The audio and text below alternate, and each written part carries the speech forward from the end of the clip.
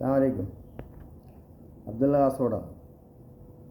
കാണുന്ന പ്രേക്ഷകരോട് നമ്മുടെ കേരളത്തിൽ കണ്ണൂർ ജില്ലയിലെ മറ്റ് സ്കൂളിൽ പോകുന്ന മുസ്ലിം കുട്ടികളെ ഒരു പ്രധാനപ്പെട്ട ചാനലിൽ ഇൻ്റർവ്യൂ ചെയ്തപ്പോൾ അതിലെൻ്റെ പെൺകുട്ടികളായ എൻ്റെ ഉമ്മത്തിൻ്റെ മുസ്ലിം പെൺകുട്ടികൾ ആ ചാനലിനോട് തട്ടവിടുന്നതുമായി ബന്ധപ്പെട്ടിട്ട് ഒരുപാട് കാര്യങ്ങൾ സംസാരിച്ചിരുന്നു. അപ്പോൾ ഏതായാലും നമുക്ക് തട്ടവിടുന്ന ഇടാൻ ഇഷ്ടമുണ്ടെങ്കിൽ ഇട്ടാൽ മതി, അല്ലെങ്കിൽ തട്ടവിടാൻ പറഞ്ഞതിന് എന്തിനു വേണ്ടി, അതിനെക്കൊണ്ട് എന്താണ് ഗുണം എന്നുള്ളതിനെ പറ്റി നമ്മുടെ ബഹുമാനപ്പെട്ട ഇന്നത്തെ IPS റിട്ടയർഡ് ജേക്കബ് അലക്സാണ്ടർ സാഹിബ് അവർ പറയുന്ന കുറച്ച് വീഡിയോ നമുക്ക് കേൾക്കാം. ഏതായാലും ഒരു സമുദായം അല്ലാത്ത മറ്റൊരാളാണല്ലോ പറയുന്നത്. എന്തെങ്കിലും കാര്യങ്ങളുണ്ടോയെന്ന് നമുക്ക് മനസ്സിലാക്കാൻ. അപ്പം ഇവരെന്ന് പറയുന്ന വിശ്വാസം എന്ന് പറയുന്ന മതം എന്ന് പറയുന്ന സ്ത്രീകൾ മാത്രം അടിച്ചമർത്താനുള്ള ഒരു ഐക്കണായിട്ട് അവർ കണ്ടേക്കുവാണ്. എനിക്ക് പലപ്പോഴും തോന്നിയിട്ടുണ്ട്, ഒരിക്കലും ഈ തലമറിക്കുന്ന കാര്യം എനിക്ക് ഹിജാബിടാൻ ഒട്ടും താല്പര്യമില്ലാത്ത ഒരാളാണ്. പെൺകുട്ടികളെ സംരക്ഷിക്കുമ്പോൾ വളരെ ശ്രദ്ധേയമായി പ്രവാചകൻ അതിൻ്റെ വലിയ വശം പറഞ്ഞു. അതിലെന്താണ്? സ്ത്രീയുടെ ഡ്രസ് ഫിക്സ് ചെയ്തു. ലോകത്തിലെല്ലായിടത്തും സ്ത്രീക്ക് മാറ് മറയ്ക്കാൻ വയ്യ. ഇന്ത്യയിൽ സ്ത്രീകൾക്ക് മാറ് മറയ്ക്കാൻ വയ്യ. യൂറോപ്പിലെ സ്ത്രീകൾക്ക് കാല് മറയ്ക്കാൻ പാടില്ല, കാല് പുറത്തായിരിക്കണം, എല്ലാവരും കാണണം, കാല് കാണണം. കേരളത്തിലെ ഇന്ത്യയുടെ പല ഭാഗത്തും സ്ത്രീകൾക്ക് മാറ് മറയ്ക്കാൻ പാടില്ല.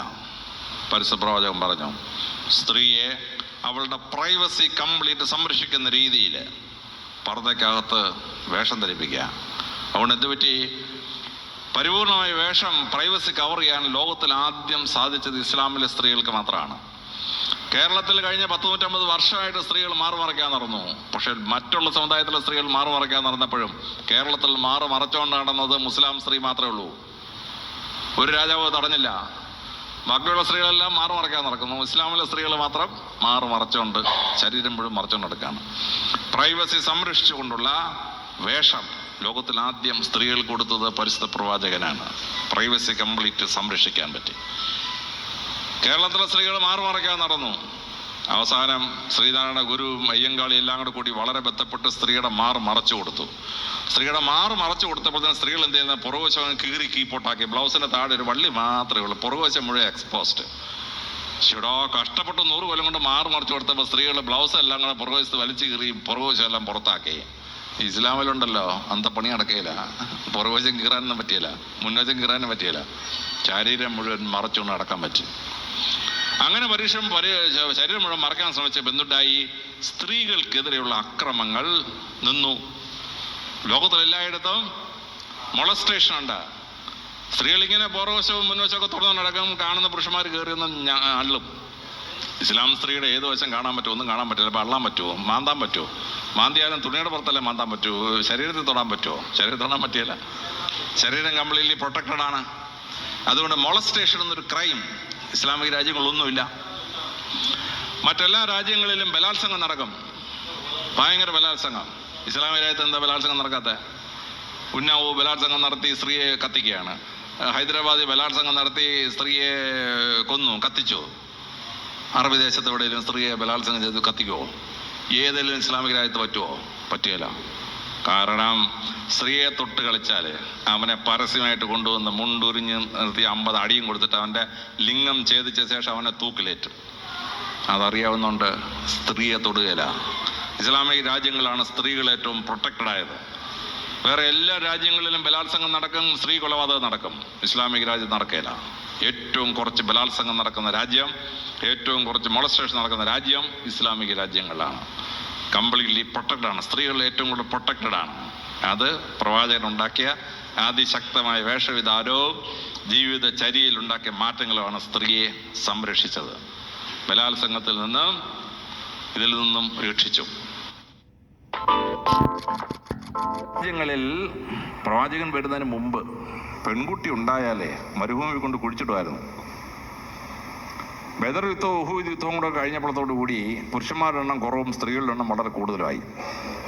അപ്പോൾ പ്രവാചകന് മനസ്സിലായി പെൺകുട്ടികൾ വിവാഹം കഴിക്കാൻ നിൽക്കുന്ന അവസ്ഥ ഉണ്ടാവും.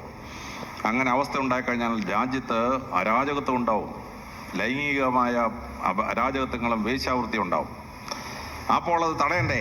പ്രവാചകൻ പറഞ്ഞു, ഒരു പുരുഷന് ഒന്നിലേറെ സ്ത്രീകളെ കല്യാണം കഴിക്കാം. 5 വ്യവസ്ഥയുണ്ട്, തോന്നിയാസം ചെയ്യാൻ പറ്റില്ല.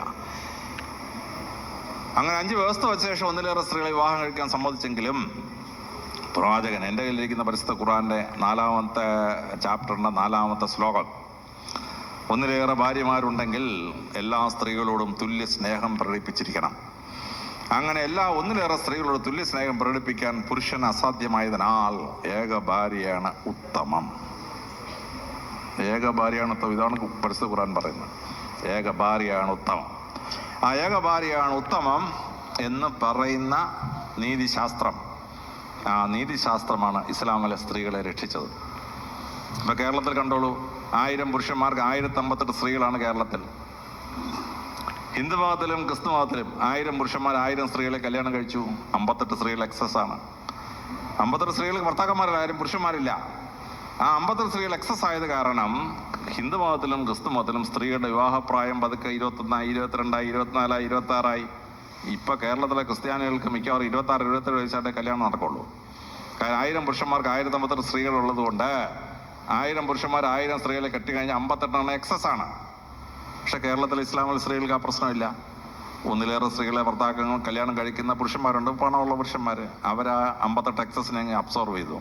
അപ്പൊ 1000 പുരുഷന്മാർ 1058 സ്ത്രീകളെ കെട്ടിക്കോളും. അപ്പൊ കല്യാണം കഴിക്കാതെ പെണ്ണുങ്ങൾ വീട്ടിൽ നിൽക്കുന്ന പ്രശ്നമില്ല. ഇസ്ലാം ആ പ്രശ്നം പരിഹരിച്ച് കേരളത്തിലെ സിറ്റുവേഷൻ ഉണ്ടാകുന്ന 1400 കൊല്ലത്തിന് പ്രവാചക നിയമം ഉണ്ടാക്കി. പക്ഷെ മറ്റു സമുദായങ്ങൾക്ക് രക്ഷയില്ല. കല്യാണം കഴിക്കാതെ സ്ത്രീകൾ നിൽക്കുന്ന അവസ്ഥയുണ്ടായി. അതുകൊണ്ട് എന്തുണ്ടായി? പ്രോസ്റ്റിറ്റ്യൂഷൻ കുറഞ്ഞു. ലോകത്തിലെ മറ്റു സംഭവങ്ങളിലെല്ലാം പ്രോസ്റ്റിറ്റ്യൂഷൻ ഉണ്ട്. ഇസ്ലാമിൽ പ്രോസ്റ്റിറ്റ്യൂഷൻ ഇല്ല. കാര്യം അൺമാരിഡ് ആയിട്ട് ഫ്രീ സപ്ലൈ വിമനെ കിട്ടുന്നില്ല ഇസ്ലാമിൽ. ഒരു പുരുഷൻ ഒന്നിലേറെ സ്ത്രീകളെ കല്യാണം കഴിക്കുന്നുണ്ട്. അൺമാരിഡ് വിമൻ ജീവിക്കാൻ വേണ്ടി പ്രോസ്റ്റിറ്റ്യൂഷൻ പോകുന്നൊരവസ്ഥ ഇസ്ലാമിലില്ല. കേട്ടില്ലേ? ഇതാണ് ഇസ്ലാമിൻ്റെ വിശദീകരണം എന്ന് പറഞ്ഞാൽ.